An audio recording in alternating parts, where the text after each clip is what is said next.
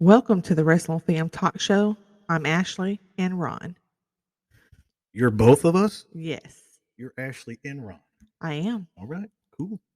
All right, what we're going to be doing is the Holiday Bash results, the review of AEW Dynamite, the Holiday Bash, like I said.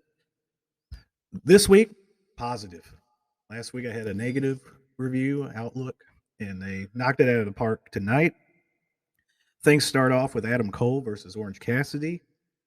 A lot of comedy, of course, with Orange Cassidy with his hands, put Adam Cole's hands in Orange Cassidy's pockets.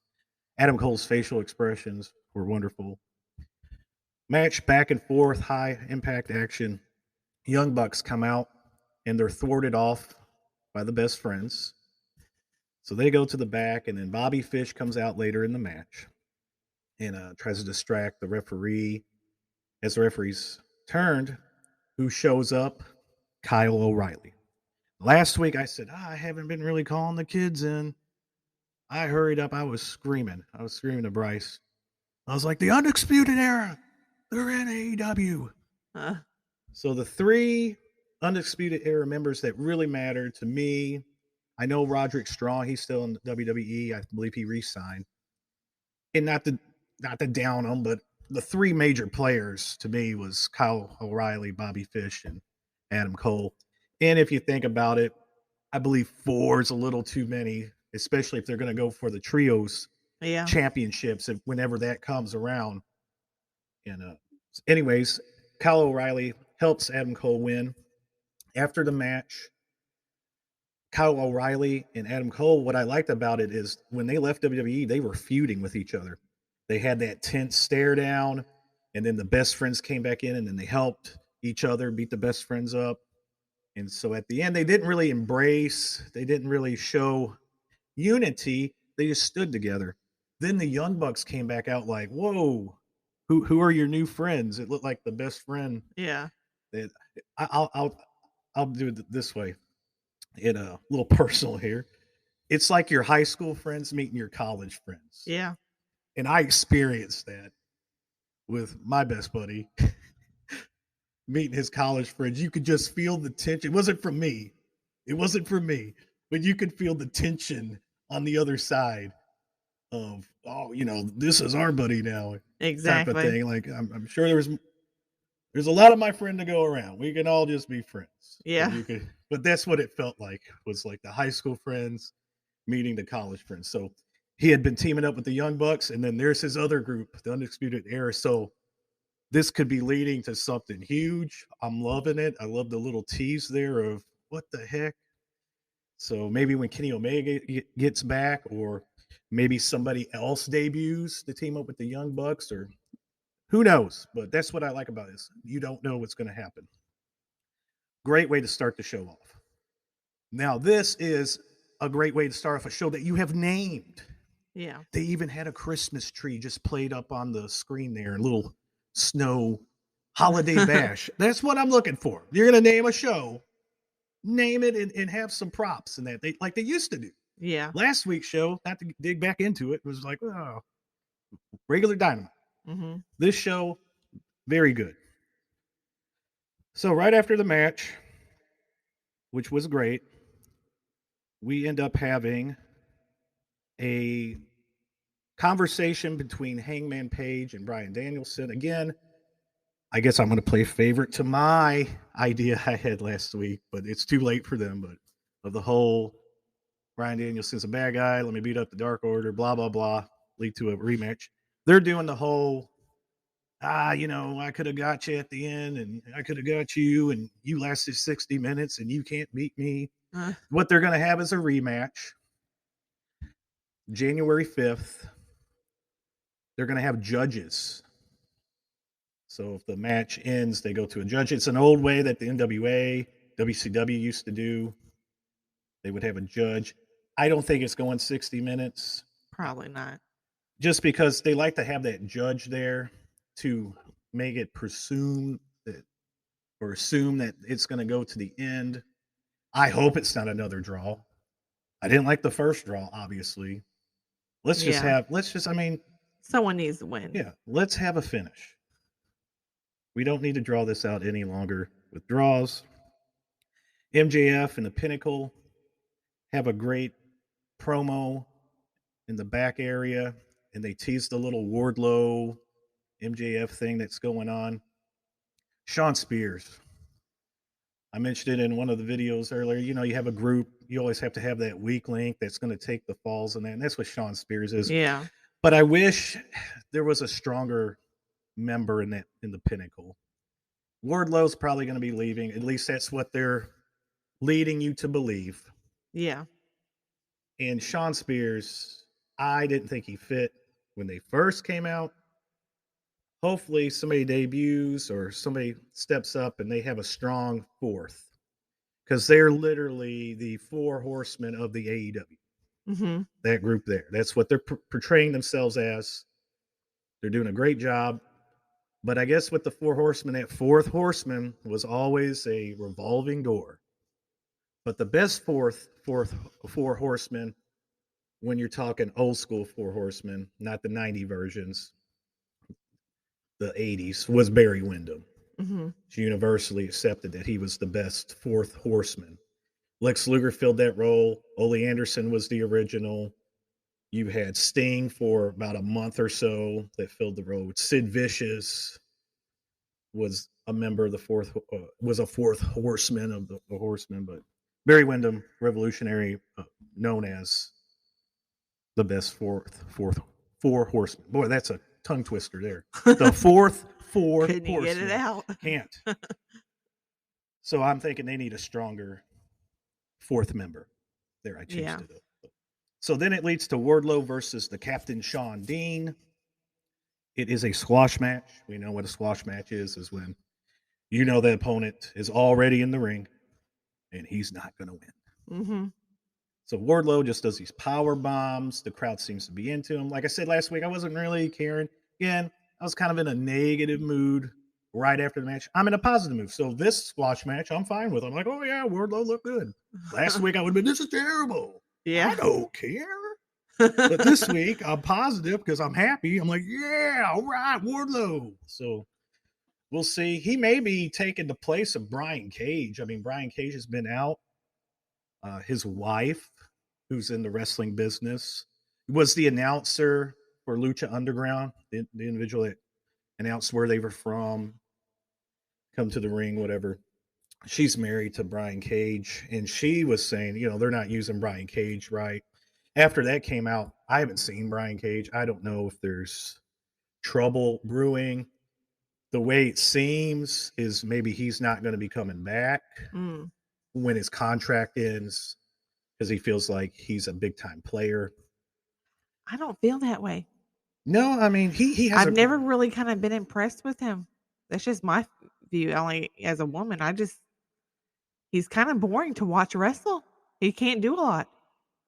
He obviously a great look, but like you said, sometimes he was a little robotic. Yeah, a little more little choreographed than being in the moment. Almost thinking, what's the next move? What's my next combination I need, instead of feeling the pain or vice versa. But I think they need the good guy, big guy, because there's a lot of big bad guys, and there's not.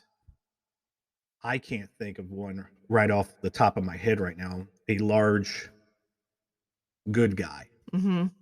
So, I mean, I like Wardlow. I think he's got a better outlook for being the big guy. So here's my projection. I think Adam Page is going to end up losing the title to MJF. And MJF's first big feud will be with Wardlow. Just throwing it out. I could be obviously, everybody can be completely wrong or right. It doesn't matter. I don't know. I kind of see, like, even tonight when I saw him in the background, he kind of had that look on his face of being kind of annoyed with MJF. Yeah. Something's brewing. They're sprinkling and we know AEW doesn't move quickly with these storylines. They drag them out, which is great. Old school way. They're leaving they've been sprinkling this for a couple of years right off the bat. So the progression is almost here. I feel 2022 is going to be the year of the big men, including Luchasaurus. There's a guy. I like Luchasaurus. There's a guy that when he breaks away and isn't just a dinosaur. Yeah. There's a big man. There's a good big man. I couldn't think of a good, but they're not using him. He's just in the background of Jungle Boy. They're pushing Jungle Boy more than Luchasaurus. Dan Lambert, the Men of the Year, have an interview. He's pretty good on the mic for not even being in the wrestling business. I guess he's in the wrestling business now. So, I mean, he went straight from UFC fighting to wrestling and talking, and he does very well. Doesn't seem nervous. They were, of course, talking about Cody Rhodes, talking about Sammy Guevara. We'll see how that goes. Both of those individuals there, they're getting top-notch favors, according to Dan Lambert. Sammy Guevara, he seems like a cool dude on his vlogs. I've already said it. The only thing I ever have an issue with Sammy Guevara, he executes moves perfectly. He just feels invincible. I've never seen a person that gets these moves hit to him and just doesn't feel it. The first match he had a couple weeks back when he fought the Machismo Man. He says, slip my mind. Can you help me out here, Ashley? The guy we like that did the Ric Flair impersonation. Oh. Jay Lethal. I was about to Jay say, I'm Lethal. like. I was just trying to fill the space there. I was like, Machismo Man. I didn't know what I was.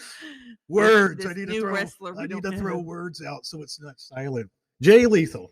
I thought, what a crappy decision. Yeah. When they had Sammy Guevara just plain out beat Jay Lethal.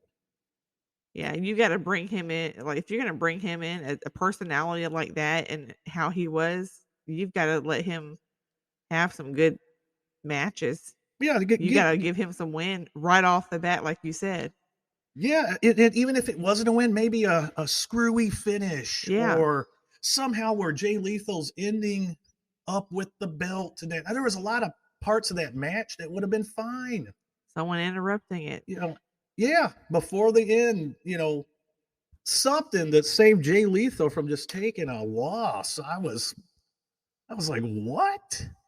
Because when he debuted and he said, I'm going to challenge Guevara, I was like, he's got to win. Yeah. Then he was in this battle royal and was like one of the first people eliminated. I'm like, what are you doing to Jay Lethal? Yeah. You bring this dude in. Let's go. Unless they're setting up something, of course, you can't doubt AEW. Maybe it's slow, but a slow process. I'm just hoping some of these Ring of Honor folks come in, like the Briscoes. I might even mention this months back. I can't remember what I said in the beginning of these podcasts, but maybe team up with the Briscoes, have that Ring of Honor type of group come in or something. But what they did to Jay Lethal was like really weird. Like just cut off any momentum right off the bat. But yeah, my problem with Sammy Guevara is he gets hit with all these moves and it just does not affect him. Helicopters off the top rope. Thrown off a helicopter through 10 tables, and then the next second he's doing a Hurricanrana on you, which is a Frankensteiner, off the top rope onto you. It's like, feel pain. Yeah. You don't feel any pain. The only time he ever felt pain is when the Men of the Year actually like broke his nose or his face. Then he was selling it. Then, whoa, wow, it hurts now. Like, you got to really hurt this dude in real life for him to act like he's hurt. Yeah. I mean, everything else about him is great. The moves he performs after getting blown up by the atomic bomb and falling into a volcano and then coming out 2 seconds later, the moves he performs right afterwards look spectacular, but can you feel some pain a little bit? I don't know. Yeah. When I watch it, I'm just like, stay down a little longer. It reminds me of wrestling my kids when they were like 2 or 3. Yeah. And I do like a move to them and they were just back up, just smashing me in the face, like breaking your ribs. Breaking my ribs. And then they started feeling, the pain and they would be falling over and they were doing a better job than what Sammy Guevara does. Yeah. Feel pain. You're not invincible. You're 125 pounds. Although his body's looking a lot better, he looked like he's been in the gym lately. Mm-hmm. But we'll see. But anyways, Sammy Guevara's going to be fighting Cody Rhodes on Christmas night or on Rampage. TNT title on the line. They could do many different things here with Cody being a bad guy without being a bad guy. Could he be the one that breaks the streak and ends Sammy Guevara's TNT title run to even get more boos? Who knows? So tune in for that matchup. I'm going to be watching, and let's see if Sammy Guevara feels pain on Saturday. He might have to. Cody Rhodes is one of the bosses, so Exactly. if Cody Rhodes hits you, you better be flopping like a fish out of water. Then we have a Christmas party. Britt Baker, Jamie Hayter, Rebel, talking about the match with Rio coming up. Britt Baker, great as always, and I really like Jamie Hayter. She really puts her body on the line. Yeah. In these matchups, ever since she's debuted, I want to say she has been the MVP of the women's division. An unsung hero. The way she makes everybody look good. I mean, the way she flops on the ground on the outside. Yeah. She's not even protecting herself. And it makes it look really good. Then we have an Owen Hart vignette about the cup, the tournament they're going to be doing this summer. Looking forward to that. It's awesome to see Owen Hart back in professional wrestling, being talked about. Yeah. Not being, oh, we can't mention him, that he never existed. Exactly. In the WWE, there's some wrestlers that just were not here. You didn't see it. Just make believe. That guy that you watched for 20 years. Fantasyland. Yeah. What they pretty much were like. So it's really cool that the Hart family are all in with AEW. Then we have the semifinals of the TBS Women's Championship, Nyla Rose and Ruby Soho. The match started off a little weird. Ruby Soho could not get her jacket off. So at first it looked like it was great. Like Nyla Rose was going to take advantage of the jacket being stuck. It kind of reminded me of WrestleMania 7 when they did it with Dino Bravo and Kerry Von Erich. They caught him off guard and they wrestled a little bit and Kerry Von Erich's jacket was kind of stuck. You know, that was planned. This one became quickly obvious when they were all working together, including the ref, to try to get the dang jacket off. Like, oh my goodness. You know, I think Nyla Rose was like putting her leg on Ruby Soho, tugging, and Ruby Soho was putting her leg laying on the ground up and using the pressure of their legs trying to pull this jacket off. And then, but the cool thing about it is they worked the arm of Ruby Soho, so they went along with. They did a great job of, okay, it was meant to be that way. So Ruby Soho pretty much beat Nyla Rose with one arm in a pretty good matchup. Yeah. So I wouldn't expect anything less from Ruby Soho and also Nyla Rose. So she advances to the finals. She could face Jade Cargill, but I think Jade's going to lose to Thunder Rosa next week. Those are the two remaining ladies in the tournament. But either way, I'll be fine with. Then we have Malachi Black versus Griff Garrison. At some point, I thought, oh, you know what? It'd be kind of cool because Brian Pillman Jr., when Julia Hart got sprayed with the mist, it was a very awkward segment. Like when I watched it, he didn't really show the correct emotion. Mm-hmm. Like your friend just got sprayed in the eye and he just like kneeled beside her. Didn't even like, usually they do the whole cover up with a towel and scream. And then he was kind of like befuddled. Like, and he's like, oh, somebody, I need somebody. He didn't really know what to say or do. So I was kind of thinking, you know, with the loose cannon being his father, wouldn't it be great with Malachi Black kind of getting some followers out of nowhere that maybe not even make any sense? Because it kind of reminded me, like, obviously Malachi Black reminds me of Bray Wyatt. But one thing that always bothered me is like Bray Wyatt never recruited anyone other than like Braun Strowman, but he like tricked Bryan Danielson for a few months. But all in all, you think these individuals that are dark and demon, they talk about their family or the House of Black, that they would recruit people against their will and have that power over them. Mm-hmm. But they never do. Yeah. It's like, you're not that dangerous then. But I thought maybe there was a chance that Brian Pillman gets kind of voodooed into turning on Griff Garrison, but that didn't happen. Funny match. Griff Garrison comes out a house of fire and he just runs into Malachi Black and he just flattens him. So, but Malachi Black ends up winning, which he should have. Dominated Griff, head kicked Brian Pillman at the end. So, nice way to make Malachi Black look good. Yeah. But he needs to start just fighting some big time names. Mm-hmm. Then we have Matt Hardy, our favorite, with his private party, talking about Christian Cage and Jurassic Express. So they're setting up a match between Isaiah Cassidy, the one that screams, that has 2 watches. Yes. And Jungle Boy. And they're pretty much saying, you know, I'm going to take Jungle Boy out so we can have the tag team title shot. Because I guess they're teasing Jungle Express of being the number 1 contenders to the Lucha Express.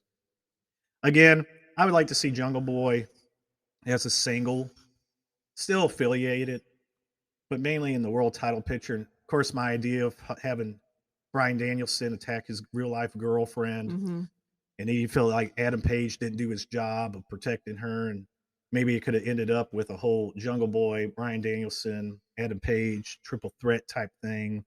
That whole storyline I talked about with you away from the microphone. Yeah. But just throwing it out there, I thought you can't. I don't like how they get these title shots and they're having their singles career, and then let me just fall back in line with my tag team. Like once you make that step, I think it's all in. Yeah. You're going all in. Mm-hmm. The only thing I could think about is when Bret Hart, they tried to split the Hart Foundation up in 1989. That's why if you watch Survivor Series 89, him and the Anvil were on 2 different teams because they were trying to flirt with a singles run for Bret Hart. They weren't really feeling it, and so he went back to the tag team. But with Jungle Boy, they were feeling it. Yeah. So stick with it. You don't have to go back to this tag team. He could still be Jurassic Express, but let's push Luchasaurus and let's go with Jungle Boy, and maybe they team up for various feuds, but I don't see them being in the tag team division. There's so many other good tag teams that haven't even got any shot. In fact, Santana and Ortiz have not even held the titles yet. And that would be a tag team I would have thought by now would have already had a title run. Yeah. So like I had talked about Lucha, the Lucha Brothers being the ones, remember I talked about before they won the tag titles? I said, I want to see the tag titles on. Well, here's my new group that I'm going for. Santana and Ortiz need to have the titles on. Yeah. Another thing, Inner Circle, whether they're a group or not, they need to be bad guys. I don't like good guy Chris Jericho. No. I don't like good guy Santana and Ortiz. They could still be bad guys, but there's so many bad guy groups right now, so there'll have to be some interchanging. Maybe if the Bucks turn good against the Undisputed Era, who knows? Maybe they can make that switch over there. And then another person that they should just drop is Jake Hager. Yeah. I'm sorry to say, I feel no emotion ever when he is on the show. And he's in that big group, and he's the Shawn Spears of that group. Yeah. I mean, maybe they can work him somewhere else, maybe do a split. Maybe he beats up Chris Jericho, does a turn. Same thing with Shawn Spears, you know, something with these guys, because them being just that 5th member, it's kind of awkward. Yeah, they're just, no one really is feeling any emotion with him. Didn't feel him as a bad guy with the group, and I'm not, especially not feel him as a good guy with the group. Jake Hager is a bad guy. Yeah. He doesn't need to be a part of a group to be a bad guy. No. That's my thought. But anyways, Matt Hardy's there. Hopefully Matt Hardy will be not big money Matt that much longer. And then we have the main event. Like I said, this week is positive. Last week, I just didn't feel like the matches were strong enough. I didn't feel like the MJF Dante Martin match was a strong enough main event. Here, you start off with Adam Cole and Orange Cassidy, and you end with MJF FTR versus CM Punk, Darby Allin, and Sting. Now, last week I said I kind of tired of seeing CM Punk every week, but this week I liked seeing him. These are the matches I'm talking about. Yeah. Not him coming out and wrestling some guy Joe Schmo. No disrespect, but somebody that's just new. And like I said, I know what he's doing. He's trying to help out. Great on CM Punk.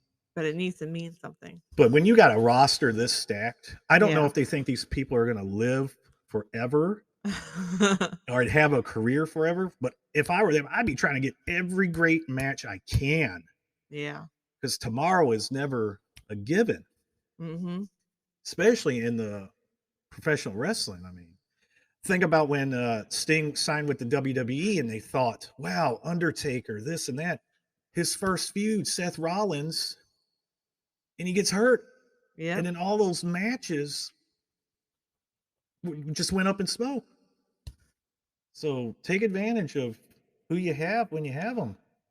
Now you don't have to use all of the ideas, but at least get a few in when you can.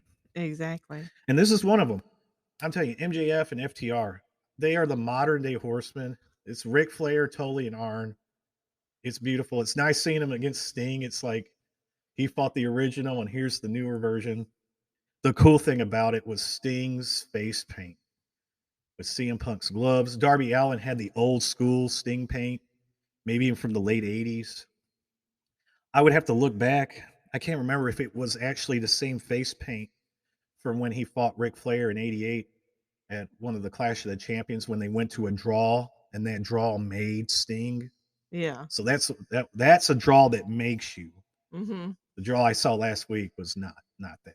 Ric Flair had been beating people for years and years. Here's an up and comer that drew with him. Adam Page and Bryan Danielson, two top stars, don't need to draw. Yeah. But I don't want to beat that dead horse. But yeah, the face paint and then Sting.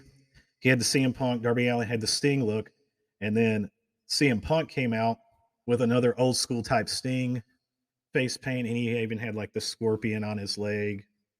It just looked really cool. I was excited. Match was great. It was one of the best 6-man tags I've ever seen. And of course, all the performers were doing well. Scary parts in the match was when MJF got thrown out of the ring and landed on his head Oh onto wow. FTR.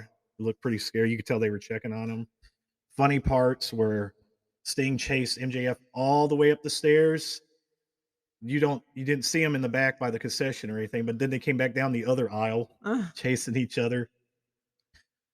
Darby did his running jump thing that looked crazy to the outside. This was perfectly done. I thought to myself, wow, they're really going to have CM Punk and MJF wrestle each other, prior to Singles match. They didn't touch each other one time. Oh wow. It was beautifully done. It was organic on how MJF kept himself away from CM Punk. They were in the same match and they never made contact with each other. At the end, he was about to get MJF. We thought finally, oh, CM Punk's finally gonna end it with MJF, and then Dax Hardwood came in, pushed MJF out of the ring, sacrificed himself, got the GTS done, the go to sleep from CM Punk, Scorpion Death Drop, and then I thought they messed up. I'm like, he's too far away. But Darby hit the coffin drop from way far. Now, I admit it, he didn't get shoulder blade on him, but he got his neck, but at least he made contact Yeah. with him. Because one thing I noticed last week, everybody was doing these flips and overshooting their opponent, and then their knee would clip their head, and they're like, what a great knee drop to the head. I'm like, did you have to do 3 flips in the air to do a knee drop?